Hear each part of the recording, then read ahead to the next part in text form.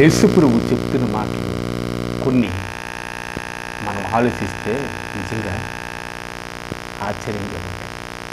అది ఏ మనుషులు కూడా ఎంతోమంది దేవుడిని పేరు చెప్పుకునేవాళ్ళు చాలామంది ఉన్నారు, కానీ వాళ్ళు దాని గురించి అంత గొప్ప మాటలు మాట్లాడలేదు.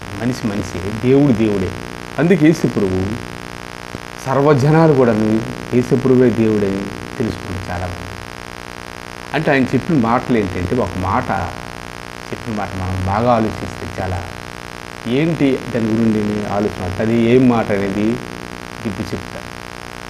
ప్రభు ఏం చెప్తారంటే, కొంతమంది ధనవంతులే ప్రేమించుకుంటారు, పేదోడు మధ్యతరగతి గురించి మధ్యతరగతి, ఏ క్యాస్ట్కి ఆ క్యాస్ట్ అన్నట్టు రకరకాలుగా ఉన్నారు. ఏదైనా ఇలాగా రకరకాలుగా ఉన్నారు. ఎవరైనా పరనోడు మన క్యాస్ట్ ఎంత మనోడేనా మనోడే మన క్యాస్టే ఇంటి రేటు అన్న చాలామంది ఉన్నారు. ఇలాగా తెలంగాణలో నేను అప్పుడు తెలంగాణ ఆంధ్ర విడిపోలేదు, కలిసి ఉంది. ఒక యాక్సిడెంట్ జరిగింది, చిన్నది కారు ఇంకోటి గుద్దుకొని, అంటే పెద్ద దెబ్బలేం తాగలేదు, కారు పూర్తిగా పాడైంది. ఆ తెలంగాణలో ఉన్నాడు ఒకడు వచ్చి, రామోజీరావు ఫిలిం సిటీ దగ్గర ఉండేవాడు, గూడెమని, అక్కడ సంగీ టెంపులే ఉంటాయి.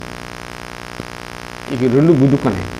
ఒకడు వచ్చి, కారు మనోడిదేనరా అంటాడు. ఆ కారు మనోడిదేనే, మనోడు గుద్దుకొనరా ఆంధ్ర కూడా అంటాడు. అంటే ఆంధ్రవాడు మనిషి కాదా, తెలంగాణ మనిషే. ఇందులో కూడా అంటే తెలంగాణ గుద్దుకుని పర్వాలేదంట, ఆంధ్రవాడు గుద్దితే ప్రమాదం అంట. అక్కడ ఆంధ్రవాడు రా హనోలాగా.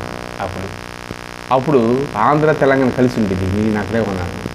వర్కులు ఫుల్గా ఉండి, డబ్బులు వ్యాపారాలు అన్నీ బాగుండి, వాళ్ళు కూడా అంతా ఆంధ్ర వాళ్ళే కదా. అక్కడ పెద్ద మెడికల్ ఫార్మాలిటీస్ ఇవన్నీ పెద్ద పెద్ద కంపెనీలు పెట్టింది, ఎక్కడి నుంచి వచ్చినాయి, వెళ్ళే విజయవాడ కొన్ని ప్రాంతాలు.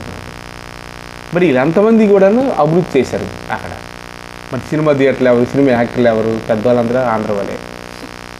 నాగార్జున ఏమి, చిరంజీవి ఏమి, అందరూ కూడా నాగేశ్వరతో కలిపి, రామారావుతో కలిపి ఆంధ్ర వాళ్ళు. వీళ్ళందరూ ఇన్ని రకాల ఇండస్ట్రీ నడుపుతున్నప్పుడు వాళ్ళకు కూడా అన్నం దొరికింది వీళ్ళ వాళ్ళే. కానీ అలాగనే వాళ్ళు కాదు, ఆంధ్ర వాడు వచ్చి ఇక్కడ బ్రతికేస్తున్నాడు రా అంటున్నాడు. అంటే ఎందుకు ఇవన్నీ చెప్తున్నానంటే, ఏ దేశం తల కూడా ఆ దేశం గొప్ప అంటాడు. ఇరాన్ పాపం యుద్ధం జరుగుతుంది ఇరాన్లో. వాళ్ళు ఎవరో మనకు తెలియదు, మనం ఎవరో వాళ్ళకి తెలియదు, కానీ అది దేశమే అది.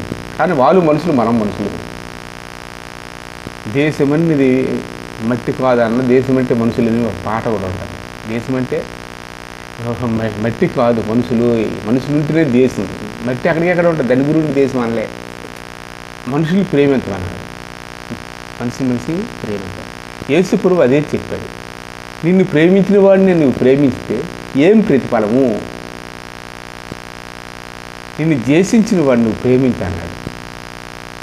ఎవరైతే నిన్ను అసహించుకుంటారో, ఎవరైతే నిన్ను రానివ్వట్లేదు, ఎవరైతే నిన్ను ఇలా ఉంచుతున్నారో వాళ్ళే నువ్వు ప్రేమించు. వాళ్ళ మీద కక్షలు వద్దనిసాడు. క్రైస్తవుడికి కక్ష పనికిరాదు. నిన్ను ప్రేమించినట్టు నువ్వు ప్రేమిస్తే ఏమో ఉపయోగం. అలాగే ఒక డబ్బున్నోడు ప్రేమిస్తాడు. వాడు సూట్ వేసుకున్నాడు, పెళ్ళికి వెళ్తే ఈడు కూడా ప్రతి సూట్ వేసుకుని కారు మీద దీపాలు రాడు. పేదోడు ఎవడన్నా వస్తే వాడు మనకి సీప్ అయిపోతాం, లోనకు రానవగో అంటారు. ఒకవేళ పేద చుట్టాలు ఎవరు వచ్చినా చూసి చూడనట్టు ఆ సూట్లు వేసుకున్నాడు, బాయ్ బాగున్నావా, ఎలా ఉన్నావు, నువ్వు ఈ మధ్య సంపాదించావా, మొన్న ఏమారు కూడా కొలవడం కదా, మొన్న ఇండస్ట్రీలో కట్టడం కదా, నేను ఈ సూట్ ఎక్కడ 10,000, ఇదంతా సూట్ 10,000.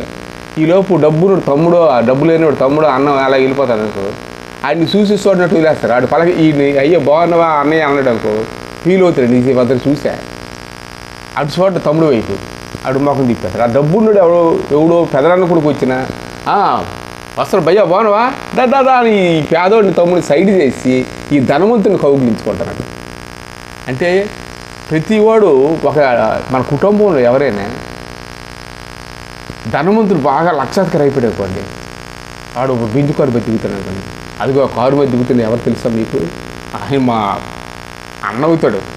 పెదరన్న కొడుకు అన్న, సొంత అన్న అనుకో, అన్న అని కౌగిలించుకుంటాడు. సొంత తమ్ముడే పాపం ఏ డబ్బులు లేక సైకిల్ మీద వెళ్ళిపోతుంటారు. ఈయనెవరయ్యా మీ వాళ్ళలాగా ఉన్నారు, సేమ్ నీలాగా మాకు ముందు అంటే నాకేం కాదు, అది ఏమో అవేం మనకి వదిలిరా ఇంకొక టాపిక్లో మార్చేస్తాడు. సొంత తమ్ముడు నీరసంగా ఆడే సైకిల్ మీద ఎత్తే ఆడు తమ్ముడని పూర్తి చెప్పడం వీడు చెప్పి పరుగు పోద్దని. బయట పెదనాన్ని ఎక్కడో పుట్టినాడు కొద్ది వరస ఉంది చాలు. నా తమ్ముడు చూడ నన్ను చెయ్యి చూపుతాడు, నీకు చెయ్యి చూపితే బెంచ్ కారు మీద వస్తానని అంటాడు. ఈ డబ్బున్నోడు ప్రేమిస్తాడు. దీన్ని బట్టి పేదోడిని ప్రేమిస్తాడు. ఎప్పుడైనా డబ్బున్నోడు సహాయం చేస్తాడు అనుకోవడానికి లేదు, పేదోడే సహాయం చేస్తాడు. సికింద్రాబాద్లో కారు మీద ఒక ఆయన ధనమంది వెళ్ళిపోతాడు. ఒక ముసలాడు పాపం 70-80 ఉంటాయి, ఎండాకాలం. ఆవిడ తినడానికి కూడా లేదు, బాబు ఏదైనా తినాలి ఆహారం, డబ్బులు ఇవ్వని కారు దగ్గర పాపం డోరు పెట్టుకుంటుంది. వాడు ఇవ్వడు. నేను మా ఫ్రెండ్ బస్సు మీద వెళ్తాను, ఆయన కూడా టైలర్, నేను మాస్టర్ని. ఆవిడ దగ్గర ఎంత ఓనర్ గారు ఇచ్చారు, 200 ఇచ్చారు వాళ్ళు, ఏదో ఖర్చు బస్సు అడిగాను అడిగి అవన్నీ వెళ్ళాము ఆ దగ్గరికి. ఆడికి ఇచ్చారు 200 ఖర్చు ఇచ్చారు. నువ్వు తాగేకి వేస్ట్ చేయకు, రేపు వచ్చేటప్పుడు ఖర్చు పెట్టుకున్నా 200-300 ఇచ్చారు. ఈ లోపు ముస్లిం పాప అడుగుకొని కారు డోర్లు కుడితే ఆకలితో అడుగుతుంటే పో అని సికింద్రాబాద్లో మదర్ తెరీసా ఫౌండేషన్ కదా సైడ్లో వెళ్ళి అనేసి కారు ఆపలేదు. అప్పుడు ఈ బస్సులోకి ఉన్నాం మేము. ఏమ్మా ఇలా రా అన్నాడు. అదేంటి ఎందుకు పిలిచేవే నువ్వంటే, వెంకట ఎందుకు పిలిచేవైతే తాగుపోతే కదా నీకుండా 300 తాడానికి ఉంచుకుంటావు కదా అంటే నేను జోక్ చేశాను. ఏం మనిషివే నువ్వు, ఆ డబ్బున్న వాళ్ళ దగ్గర కారు దగ్గరికి వెళ్ళి ఆమె అడుక్కుంటుంది, ఆడబట్టి వెళ్ళిపోతున్నాడు. ఏమ్మా ఇలా రా అని పిలిచాడు. అమ్మ డబ్బులు కారు 100 ఇచ్చేస్తాడు అనుకుంటున్నావా, వాళ్ళు ఎవరో తిరిగి నీ చేతిలో అనేది నీ పల్లెలు ఉండి రూపాయి చిర డబ్బులు లాగేసుకుంటారు వాళ్ళు. రా ఇదిగో తీసుకొని 300 ఇచ్చేది. ఓహరి బాబు ఎంత గొప్పవాడు వేటని రేపు వర్క్లోకి వెళ్ళేటప్పుడు నేను ఆడికి సాధ్యం ఇస్తాను చెప్పి ఆడికి చెప్పాను. నడిచి వెళ్ళిపోతాడు, తాగుతాడు కానీ అప్పుడప్పుడు, కానీ మనసు మంచిది. డబ్బులు లేక ఇచ్చారు, రేపు వర్క్లోకి వెళ్ళాలి, దూరం రేసి వెళ్ళాలి, ఫస్ట్ అక్కడ నడుస్తాడు. ఎండాకాలం చచ్చిపోతావు నువ్వు, రేపు ఉదయం నువ్వు వెళ్ళేటప్పుడు తప్పనిసరి నన్ను కలు, ఎప్పుడు సాధ్యం లేకపోయినా ఆడి మంచితనాన్ని గౌరవించి, ఎప్పుడు సాధ్యం లేకపోయినా నా దగ్గర రా, నీ డబ్బులు ఇస్తే నడిచి వెళ్ళొద్దు, ఎండాకాలం పడిపోతావు అని చెప్పాను. అప్పుడు కొద్ది డబ్బులు అడి చేతికి పెట్టాను. ఎప్పుడైనా సరే ఆడికి మాట చెప్పాను, నడిచి వెళ్ళవద్దు, నువ్వు రేపు గురించి జాగ్రత్త చూసుకో, ఎవడు పడి దానికి ఇచ్చేస్తాను డబ్బులు, కానీ ఎప్పుడైనా సాధ్యం నేను ఇస్తాను, ఎక్కడికైనా పనికి వెళ్ళి చెప్పాను.